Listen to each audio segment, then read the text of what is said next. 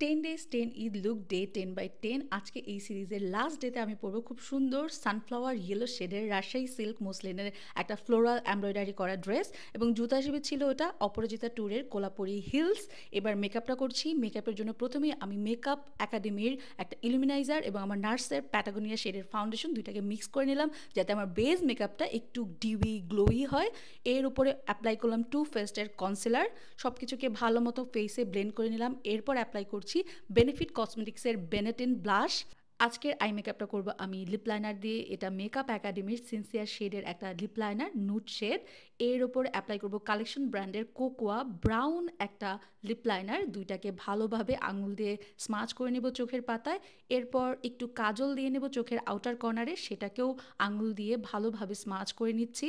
এরপর একটা yellow eyeshadow নিয়ে চোখের ক্রিজে ভালো মতো ব্লেন্ড করে নিচ্ছি যাতে খুব সুন্দর একটা ব্রাউন স্মোকি ইফেক্ট আসে। এরপর আইলাইনার অ্যাপ্লাই করছি। একটা ব্রাউন আইশ্যাডো নিয়ে চোখের ওয়াটার লাইনে দিয়ে নিলাম এবং আমার ফেসের টি জোনে অ্যাপ্লাই করে নিলাম লুজ পাউডার। চোখে আমি আমার আইব্রো ড্র করলাম আর লিপস্টিক হিসেবে অ্যাপ্লাই করছি মিলানির অ্যাডোরেবল শেড, খুবই সুন্দর একটা নুড শেড। এবং ঠোঁটটাকে একটু কন্ট্রোলিং করলাম মেকআপ একাডেমির সিনসিয়ার লিপ লাইনার দিয়ে। এটা হচ্ছে প্যাস্টেলের একটা লিকুইড হাইলাইটার, বেশ ভালো। এরপর মাস্কারা অ্যাপ্লাই করে নিলাম। দ্যাটস ইট, আমার আজকের মতো মেকআপ ডান। এবার হচ্ছে হেয়ার স্টাইলের পালা। চুলগুলোকে আমি সাইড দিয়ে সিথি করে নিলাম আর সিথি করার সময় সিথিটাকে ইউ শেপে রেখেছি। আর এই ক্লিপগুলো হচ্ছে গোল্ডেন কালারের, কিনেছি বুশ থেকে। তোমরা তোমাদের পছন্দ মতো যে কোনো কালারের ক্লিপ ইউজ করতে পারো।